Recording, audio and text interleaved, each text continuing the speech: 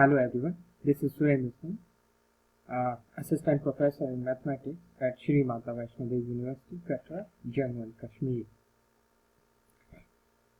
Linear algebra has many applications in image processing, signal processing, in the analysis of strength of the material, quantum physics, computational mathematical problems, network analysis, and many more.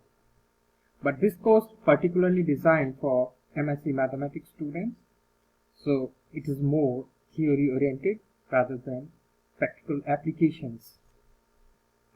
The main course objectives are basic to advanced concepts of the matrices, review of basic concepts like vector spaces, linear dependence, independence, linear transformations, kernel, image, etc.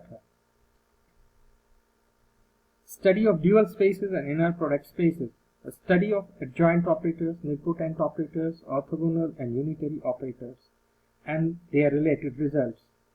Study of nilpotent canonical forms, invariants of the nilpotent canonical forms, and their relationships with matrices, similar matrices. The study of Jordan canonical forms and Jordan blocks. The course outcomes are as follows. On completion of this course, students will be able to prove basic results in linear algebra using appropriate proof writing techniques such as linear dependence of vectors and properties of subspaces, etc. Compute linear transformation, kernel and ring and inverse linear transformation, and find matrices of general linear transformations. Compute inner products on real vector spaces and compute angle and orthogonality in inner product spaces. Student will be able to create orthogonal and orthonormal bases using Gram's process and use basis and orthogonal basis to solve some application problems. They will be understand various operators and their relationships.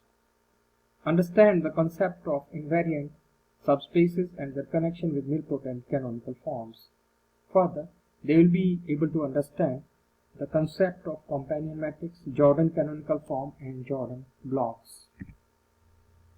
At Shri Mata Vaishno Devi University, the method of evaluation is like this. First, we have minor 1 examination, which has 20% weight. After this, an assignment of quiz is given to the students, which has 5% weight. And after that, we have minor 2 examination that again have 20% weight. And then we give assignment 2 or quiz 2. It has 5% weight. After this, major examination is conducted. Basically, the whole syllabus is divided into 3 sections.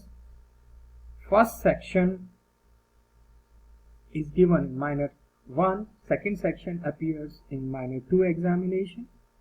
Then in major examination, section 1, section 2 and section 3 all appears, and section 1 and 2 conventionally have 50% weightage, and again the section 3 is given 50% weightage here. So in this way we have our evaluation process, and the references for this particular course are given as follows. Thank you very much.